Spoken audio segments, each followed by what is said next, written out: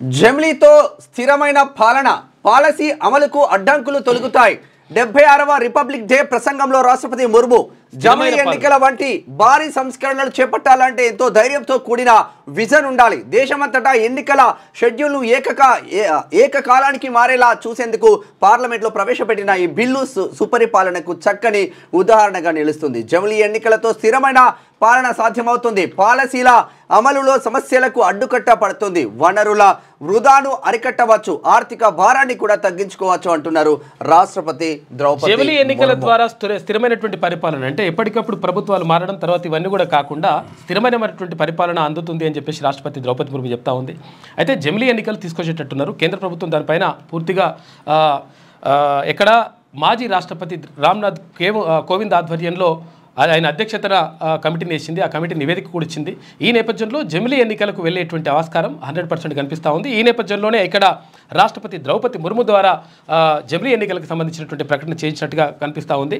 మొత్తం మీద జమిలీ ఎన్నికల ద్వారా అంటే దేశం మొత్తం ఒకేసారి ఎన్నికలు నిర్వహించినట్లయితే అన్ని రాష్ట్రాల అసెంబ్లీలకు, తర్వాత పార్లమెంట్ ఎన్నికలు, ఆ తర్వాత ఇక్కడ స్థానిక సంస్థల ఎన్నికలు కూడా ఒకేసారి నిర్వహించినట్లయితే ఎన్నికల ఖర్చు ఏదైతే ఉంటుందో ఆ ఖర్చు తగ్గుతుంది.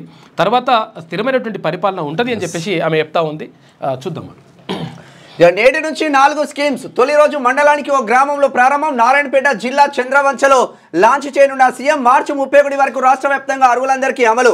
రిపబ్లిక్ డే వేడుకల తర్వాత పథకాల ప్రారంభోత్సవంలో పాల్గొనాలి. కలెక్టర్లు, మంత్రులు, ప్రజాప్రతినిధులకు సీఎం రేవంత్ ఆదేశం. నిజమైన లబ్ధిదారుల్లో ఏ ఒక్కరికి అన్యాయం జరగద్దు.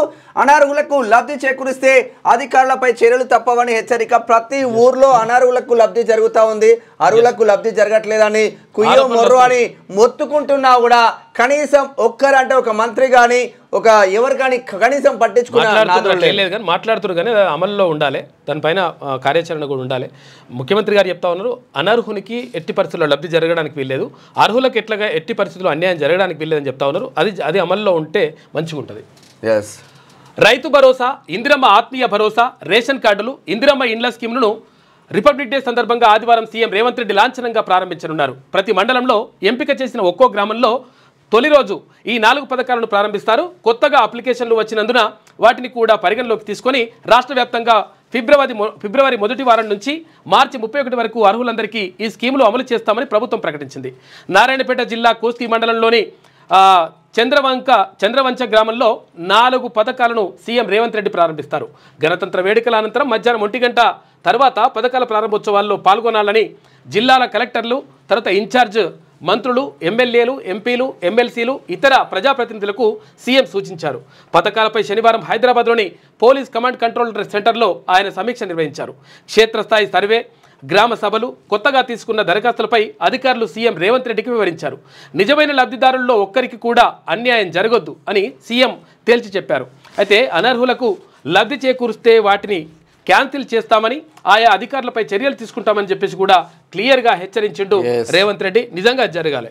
రేపు ఉదయం ఖాతాలోకి నిధులు. ఇందిరమ్మ ఇండ్ల లబ్ధిదారులకు ఇండ్లు శాంక్షన్ చేసినట్లు ధృవీకరణ పత్రాలు అందజేయాలని అధికారులకు సీఎం రేవంత్ రెడ్డి ఆదేశించారు. రేషన్ కార్డులకు సంబంధించి కూడా ఫుడ్ సెక్యూరిటీ పత్రాలను గ్రామాల్లో అర్హులకు ఇవ్వాలని, రైతు భరోసా రైతుల ఖాతాలోకి, ఇందిరమ్మ ఆత్మీయ భరోసా నేరుగా భూమి లేని కూలీల బ్యాంక్ ఖాతాలోకి జమ చేయాలని ఆర్థిక శాఖకు సూచించారు. ఆదివారం కావడంతో వెంటనే నిధులు జమ కావని, అయితే సోమవారం ఉదయం లోపు ఆయా గ్రామాల్లోని లబ్ధిదారుల ఖాతాలోకి నిధులు జమ అయ్యేలా చూసి వారి ఫోన్లకు మెసేజ్లు పంపాలన్నారు. ఈ పథకం నిరంతర ప్రక్రియ అని, ప్రజలు ఆందోళన చెందొద్దని సీఎం రేవంత్ రెడ్డి స్పష్టం చేశారు. రాష్ట్ర వ్యాప్తంగా 621 మండలాలు ఉండగా ఆదివారం ప్రతి మండలంలోని ఒక్కో గ్రామం అంటే 621 గ్రామాల్లో 4 స్కీమ్లను ప్రారంభిస్తారు. సమీక్షలో డిప్యూటీ సీఎం బట్టి విక్రమార్క, మంత్రులు ఉత్తమ్ కుమార్ రెడ్డి, తుమ్మల నాగేశ్వరరావు, పొంగులేటి శ్రీనివాసరెడ్డి పాల్గొన్నారు. అనంతరం 4 స్కీమ్లపై సెక్రటరియట్లో మీడియాకు వివరాలు వెల్లడించారు. ఉద్దేశం మంచిదే కానీ పకడ్బందీగా చేయాలి. అసలు యాక్చువల్ విషయం ఏంటంటే చేసిన ఉద్దేశం చాలా మంచిది కానీ పకడ్బందీగా చేయండి.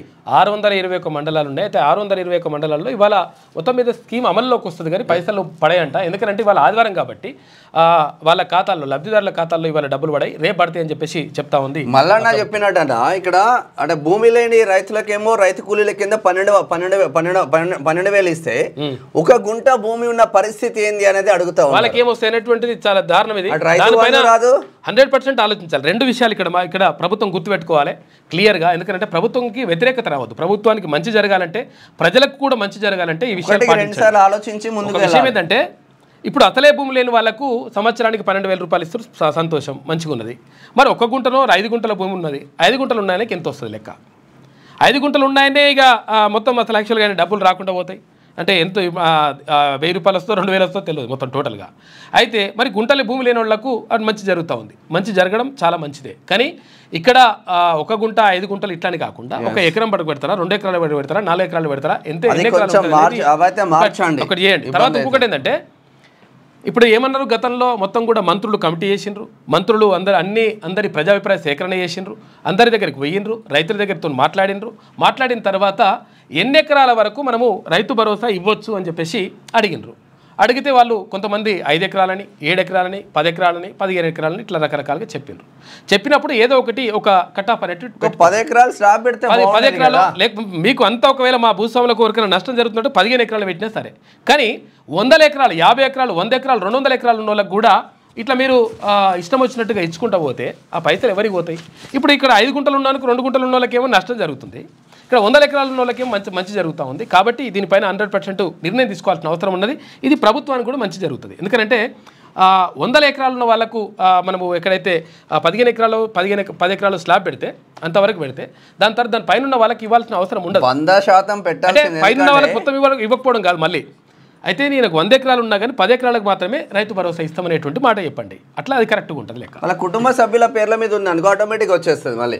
క్యూ న్యూస్ ఛానల్లో పనిచేయటకు అనుభవం గల సీనియర్ వీడియో ఎడిటర్స్ కావాలను సంప్రదించవలసిన నెంబర్ 8688926084. qnewsads@gmail.com ను సంప్రదించండి. లైక్ చేయండి,